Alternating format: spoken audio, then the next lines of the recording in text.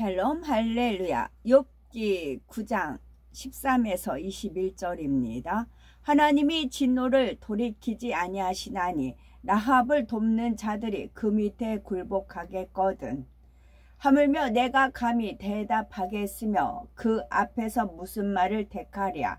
가령 내가 의로울지라도 대답하지 못하겠고 나를 심판하실 그에게 간구할 뿐이며, 가령 내가 그를 부르므로 그가 내게 대답하셨을지라도 내 음성을 들으셨다고는 내가 믿지 아니하리라.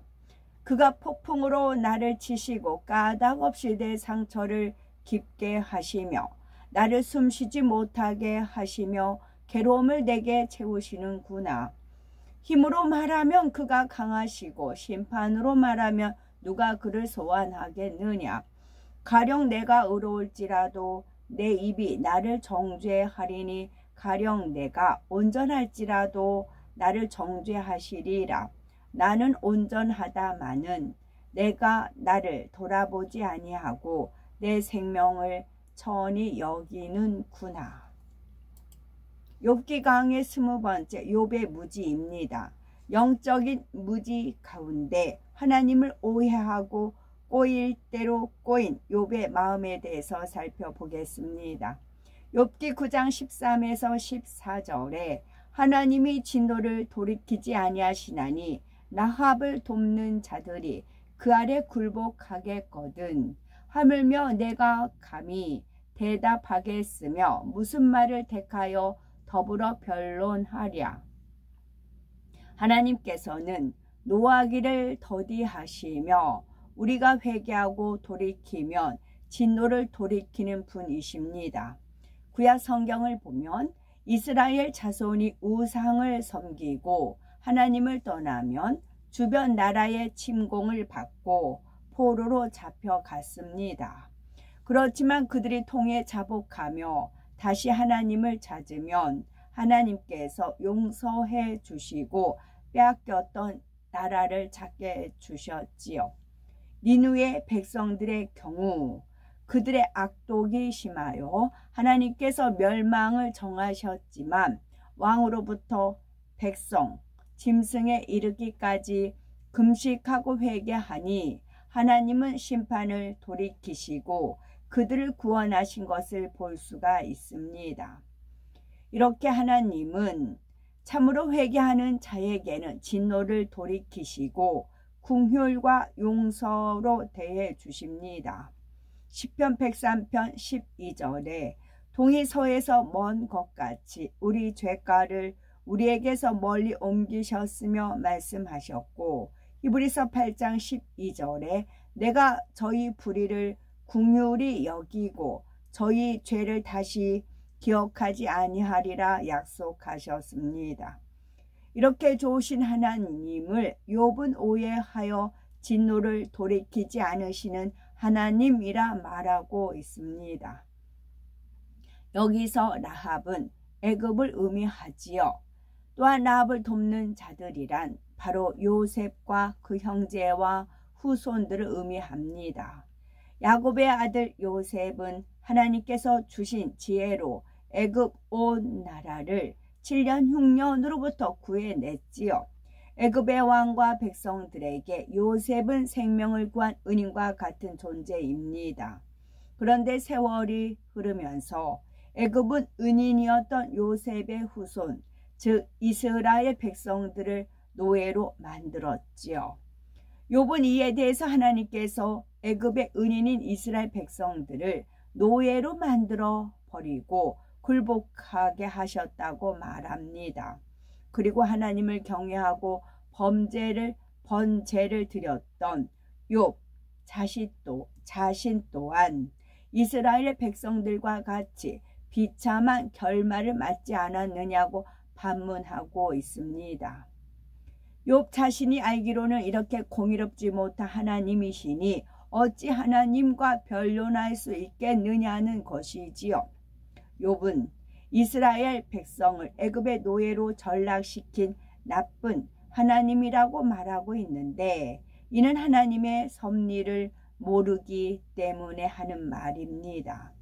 하나님께서는 아브라함의 제사를 기쁘게 받으시고 그에게 축복의 말씀을 주시면서 동시에 훗날 그의 후손들이 겪게 될 일에 대해서 구체적으로 알려주셨지요.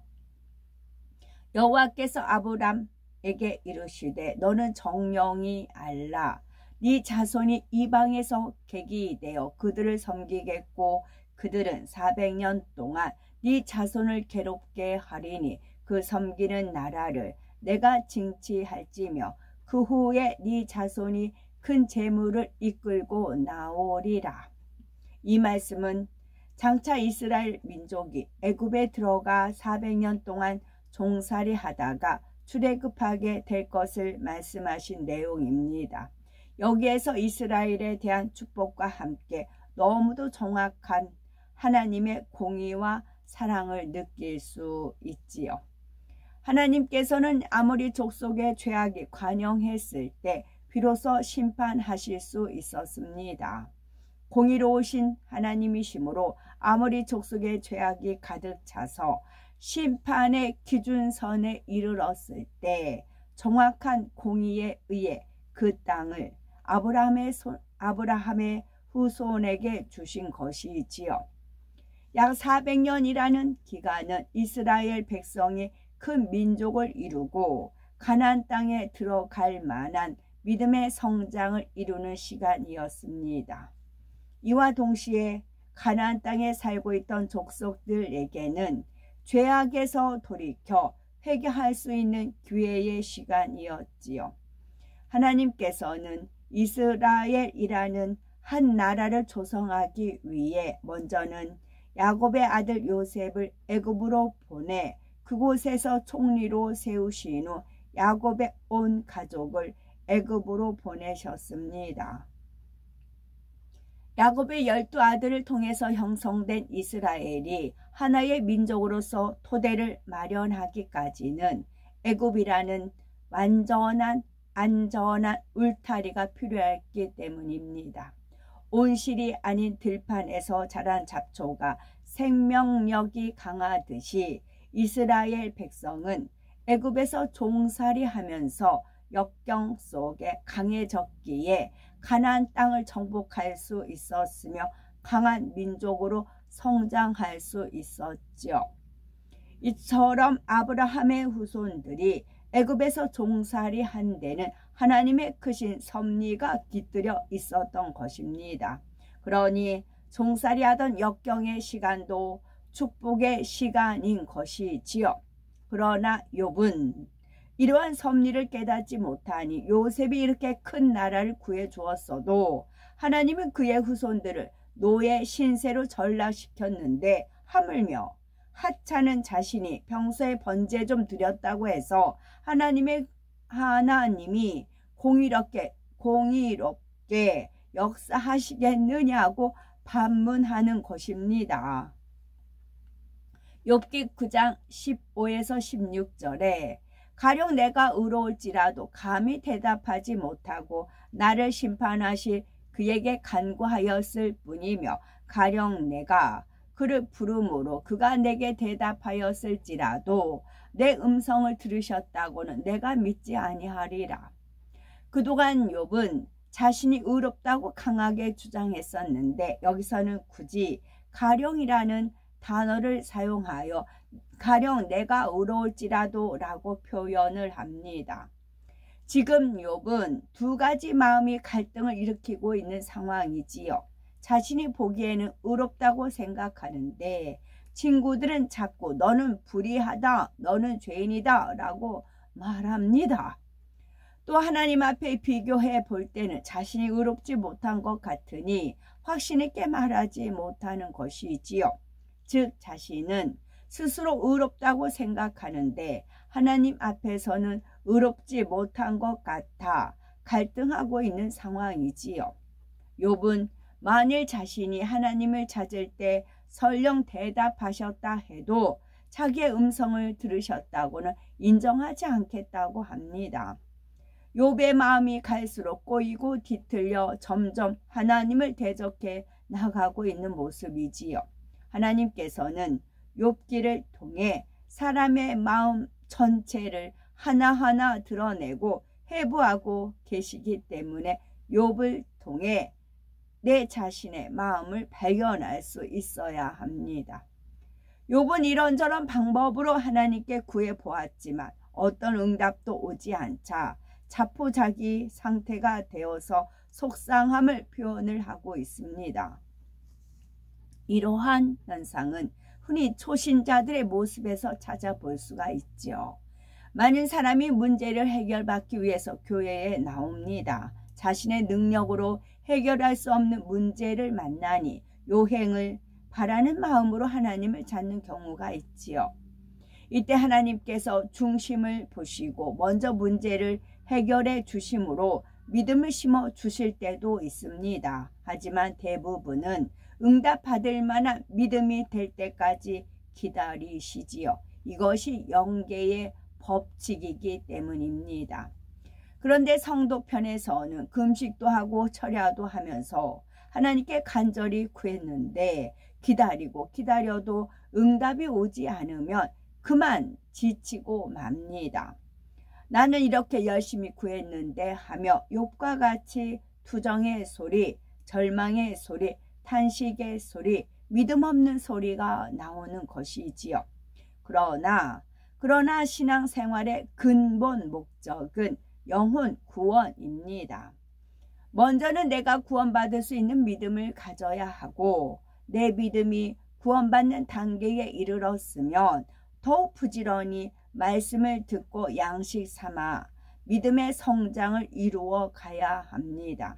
또 여호와를 기뻐하라. 저가 네 마음의 소원을 이루어 주시리로다 라고 말씀하셨으니 하나님을 기쁘시게 하는 신앙으로 바꾸어 갈 때 모든 문제가 해결되고 마음의 소원을 이룰 수가 있는 것입니다. 그런데 당장 문제 해결하는 데만 집착하면 지칠 수 있고 그러다 보면 마음이 꽈배기처럼 점점 더 꼬여 갑니다. 꽈배기는 꼴 때는 쉽지만 베베 꼬인 꽈배기를 다시 풀어서 원상태로 돌리기는 어렵지요. 그러므로 하나님 앞에서나 사람 앞에서도 마음이 꼬이기 시작할 때 얼른 풀어버리는 것이 현명합니다. 그렇지 않으면 점점 자존심과 교만, 감정 등이 엉켜서 더욱 강하게 꼬이게 되고 그럴수록 풀기가 쉽지 않기 때문이지요. 욥기 9장 17에서 18절에 그가 폭풍으로 나를 꺾으시고 까닭 없이 내 상처를 많게 하시며 나로 숨을 쉬지 못하게 하시며 괴로움으로 내게 재우시는구나. 폭풍으로 꺾으셨다는 것은 욥이 지금까지 겪고 있는 엄청난 고난을 표현한 말입니다. 즉 하나님께서 하루아침에 욥의 모든 재산과 자녀들을 빼앗아 가셨고 머리부터 발끝까지 악창으로 치셨다는 것이지요. 또 하나님이 까닭 없이 상처를 많게 하셨다 했는데 이처럼 욥의 입술에서 나오는 말만 보아도 얼마나 실수가 많고 큰 죄를 짓고 있는 모습입니까? 모든 질병의 원인은 하나님의 말씀을 어긴 데서 출발하지요. 하나님이 폭풍으로 욥을 꺾으신 것이 아니며 욥에게 이유 없이 질병이 임한 것이 아닙니다. 우리도 치료받고 응답받고자 바란다면 먼저 내 자신의 죄의 담, 진리에 합하지 않은 행함과 말, 생각과 마음을 돌아보며 회개해야지요. 욥은 지금 온몸에 악창이 나서 곪고 썩어 들어갑니다. 합창되었다가 터지고 또다시 합창되었다가 터지는 환부에 구더기가 우글우글 거리지요. 스스로 보기에도 얼마나 추하고 소름이 끼치겠습니까? 그러면 왜 좀 더 깨끗한 질병이 아닌 보기만 해도 눈살이 찌푸려지고 고개를 돌려버리고 싶을 만큼 더럽고 냄새 나는 악창이 났을까요? 이처럼 추하고 참혹한 질병이 있어야 욥의 마음에 있는 더러움이 분출되어 나오기 때문입니다. 만일 깨끗한 질병으로 연단이 왔다면 욥은 마음에 있는 악이 밖으로 나오지 않았을 것이고 그러면 자신의 악을 발견할 수가 없었을 것입니다. 악이 드러나야 스스로 발견을 하고 회개하고 돌이킬 수 있기 때문에 하나님께서는 욥을 그처럼 연단하실 수밖에 없었던 것입니다.